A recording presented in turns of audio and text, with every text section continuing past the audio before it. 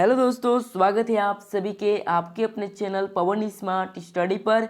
तो आज की इस वीडियो में लेकर आए हैं दोस्तों क्लास 10th का हिंदी का दोस्तों, जो कि 7 मार्च का होने वाला है दोस्तों।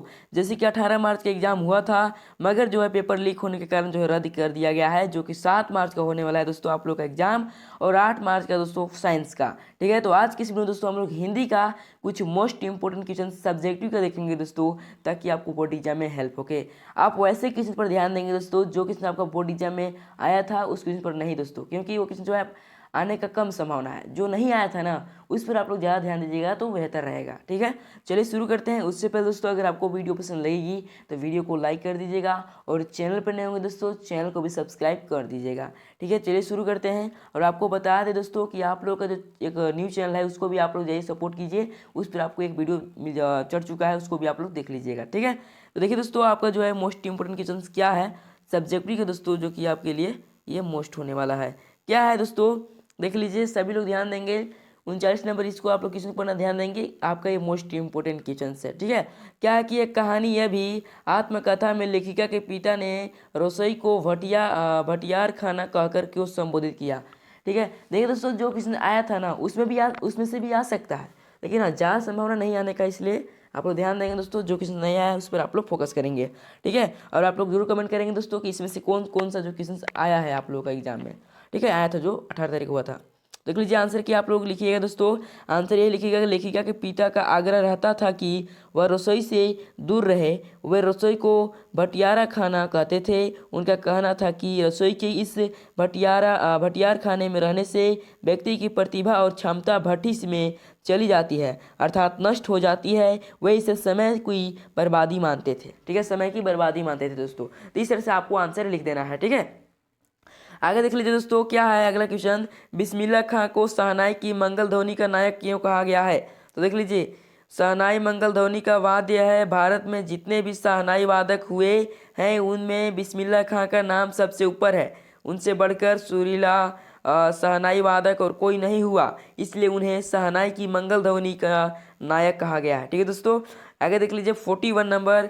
41 क्या है, कैप्टन मूर्ति का चश्मा क्यों बार बार बदल देता है। पठित पाठ के आधार पर उत्तर दें। ठीक है, पठित पाठ के आधार पर दोस्तों आपको जो है उत्तर देना है। तो आंसर क्या लिखिएगा दोस्तों, कैप्टन अपने इन गिने चश्मों में से एक चश्मा श्रद्धा के प्रतीक नेताजी का मूर्ति पर लगा देता था, किंतु किसी ग्राहक के द्वारा मूर्ति पर लगे चश्मे जैसा मांगने पर कैप्टन दूसरा वैसा चश्मा न होने पर मूर्ति से उतार कर ग्राहक को दे देता था। ठीक है, और दूसरा लगा देता था। इस कारण कैप्टन मूर्ति का चश्मा बार बार बदल देता था। ठीक है, तो इस तरह का दोस्तों आपको जो है आंसर लिख देना है, और आप लोग जरूर बताएंगे दोस्तों कि ये क्वेश्चन आया था कि नहीं आया था। ठीक है, आगे देख लीजिए दोस्तों 42 नंबर ये आया होगा दोस्तों। क्या है कि बाल गोविंद भगत का रेखा चित्र प्रस्तुत करें।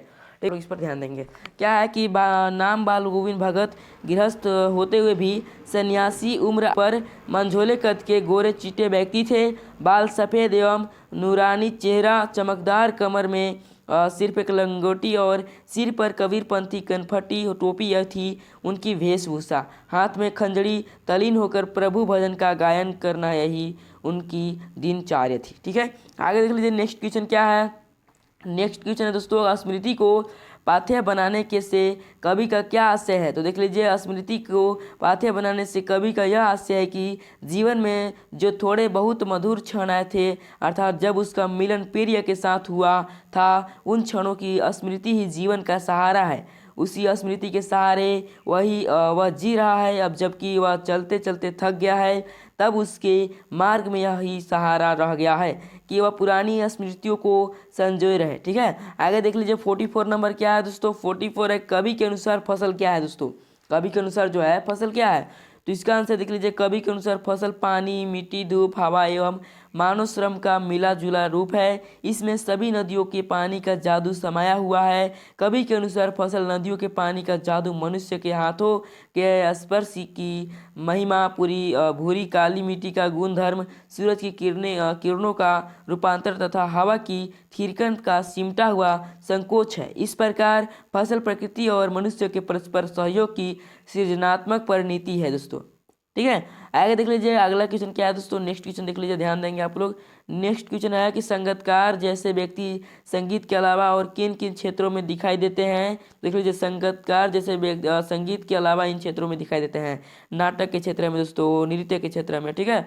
अब देख लीजिए शिक्षा के क्षेत्र में और राजनीति के क्षेत्र में और धर्म के क्षेत्र में दोस्तों, ठीक है। तो इस तरह का आपको याद रख लेना दोस्तों, ठीक है। आगे देख लीजिए नेक्स्ट क्वेश्चन क्या है। नेक्स्ट क्वेश्चन यही है दोस्तों कि प्रकृति ने जल संचय की व्यवस्था किस प्रकार की है। तो देख लीजिए प्रकृति ने हिम शिखर जल स्तंभ की तरह है। प्रकृति सर्दियों में यहाँ बर्फ के रूप में जल ग्रहण संग्रह कर लेती है और गर्मियों में जब चारों ओर जल के लिए त्राही तराही मचती है तब ये बर्फ पिघल कर नदियों में जल धारा के रूप में बहकर हमारी प्यास को बुझाती है, ठीक है। आगे देख लीजिए इस प्रकार प्रकृति ने जल संचय की बहुत उत्तम व्यवस्था कर रखी है। तो ये रहा दोस्तों आपका मोस्ट इंपोर्टेंट क्वेश्चन। और देख लेते हैं हम लोग क्या है दोस्तों, जो कि आपका ये 5 नंबर का क्वेश्चन आता है दोस्तों। कितना नंबर का? 5 नंबर का, ठीक है। तो क्या है दोस्तों कि पाठ में आए के प्रसंगों के आधार पर आप कह सकते हैं कि बिस्मिल्लाह खां मिलीजुली संस्कृति के प्रतीक थे, ठीक है। आंसर देख लीजिए, बिस्मिल्लाह खां हिंदू मुस्लिम एकता के पर्याय थे, वे मिलीजुली संस्कृति के प्रतीक थे।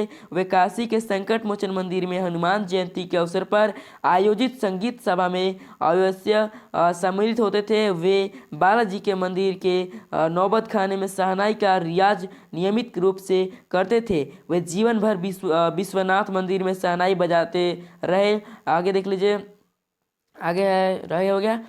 इसी प्रकार वे मुहर्रम के अवसर पर 8वीं तिथि को शहनाई खड़े होकर बजाते थे। वे दोनों में कोई अंतर नहीं करते थे, ठीक है। तो ये इस तरह से आपको आंसर लिख देना है दोस्तों, जो भी आपको बताया जा रहा है बस इसको समझना है, ठीक है दोस्तों। आप इसे याद कर लीजिएगा। क्या है, कृष्ण के प्रति अपने अनन्य प्रेम को गोपियों ने किस प्रकार अभिव्यक्त किया। तो आंसर देख लीजिए, गोपियों ने कृष्ण के प्रति अपने अनन्य प्रेम को निम्नांकित युक्ति से व्यक्त किया है दोस्तों, ठीक है। तो देख लीजिए इसका आंसर क्या दिया हुआ है। तो क में आपको पहले लिखना है, जैसे 1 नंबर भी दे सकते हैं दोस्तों, 1 नंबर भी दे सकते हैं, ठीक है।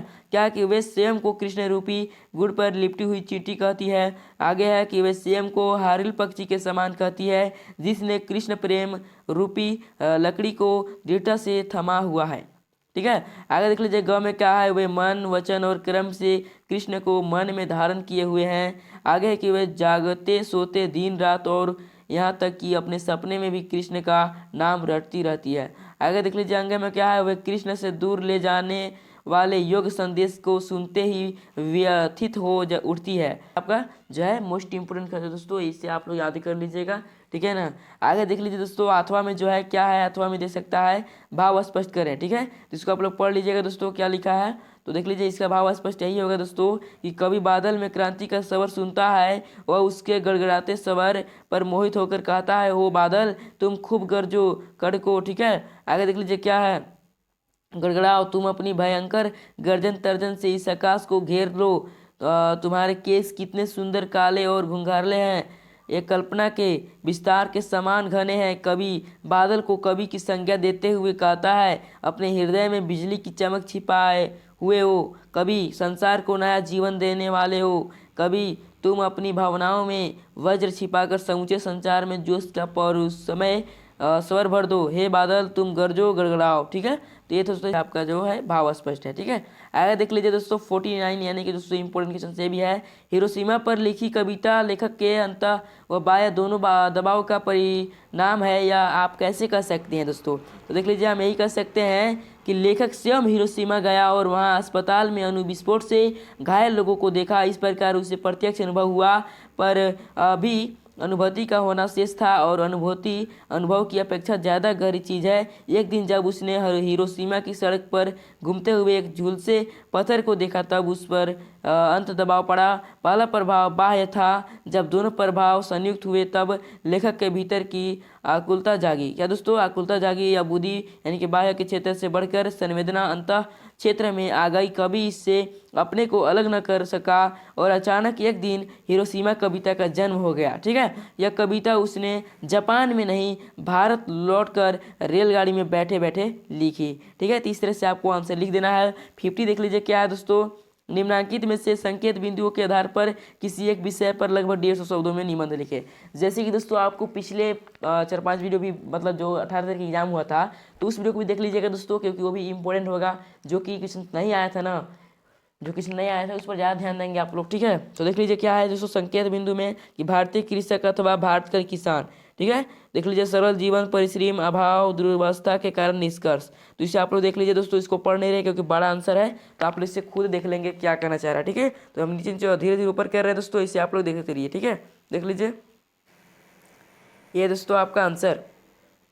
अब देखिए दूसरा में आता है दोस्तों विद्यार्थी और अनुशासन। क्या दोस्तों, विद्यार्थी और अनुशासन आता है, तो इसको भी देख लीजिए क्या है, अनुशासन से अभिप्राय, अनुशासन का महत्व, ठीक है।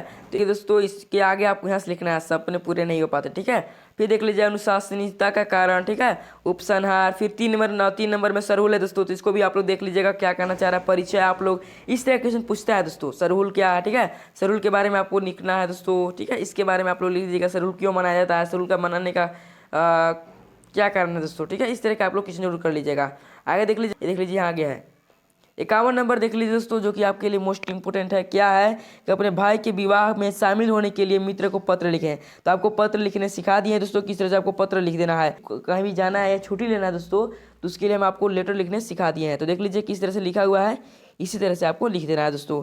अथवा में देख लीजिए अपने क्षेत्र में पेड़ पौधे को अनियंत्रित कटाई को रोकने के लिए जिला अधिकारी को पत्र लिखना है। या फिर दोस्तों आपको जो भी लिखना है, जी हाँ, जिस भी अधिकारी से आपको लिखना है दोस्तों, तो आपको हम लिखने सिखा दिए हैं, ठीक है। बाकी आप लोग देख लेंगे दोस्तों किस तरह से लिखा हुआ है, तो इसी को आप लोग को लिख देना है। ये क्या है, आपको विज्ञापन तैयार करने भी सिखा दिए हैं। क्या करना है दोस्तों कि आपको जो है ना फर्स्ट लाइन, ठीक है, फर्स्ट लाइन में आपको बड़ा अक्षर में थोड़ा क्या लिखना है, आकर्षक बात लिखना है दोस्तों, आकर्षक बात लिख देना है। जैसे कि लिखा हुआ है आपका सहयोग आपकी सफलता, ठीक है। जैसे लिखा है अपराध नियंत्रण जन जागरूक कार्यक्रम दोस्तों, ठीक है। अब सतर्क रहें सचेत रहें, ठीक है। आपराधिक गतिविधियों की सूचना तुरंत पुलिस को दें, बूढ़ा महिलाओं और बच्चों को सुरक्षा का ध्यान रखें, साइबर अपराधों से सतर्क रहें, ना अफवाह फैलाएं और ना फैलने दें दोस्तों। अपराध रोकने में हर नागरिक का योगदान है, पुलिस कार्यालय डाल्टनगंज दोस्तों, ठीक है। तो इस तरह से आपको आंसर लिख देना है 50 शब्दों में, मतलब कि आपको एक विज्ञापन तैयार कर देना है दोस्तों। दोस्तों विज्ञापन का क्वेश्चन जो है ना, ये गारंटी आएगा दोस्तों।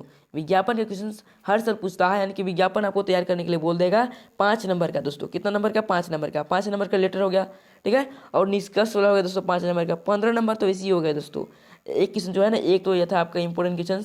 तो कैसे लगे वीडियो पसंद आया तो वीडियो को लाइक कर दीजिएगा दोस्तों। चैनल पर नए होंगे चैनल को भी सब्सक्राइब कर दीजिएगा। और आपको बता दें दोस्तों कि आपका एक न्यू चैनल खुल चुका है, मैथ स्टडी बाय पवन। उसका जो लिंक है डिस्क्रिप्शन में दिया हुआ है, आप वहां से देख सकते हैं, ठीक है। तब तक मिलते हैं किसी नेक्स्ट वीडियो में, तब तक के लिए जय हिंद जय भारत।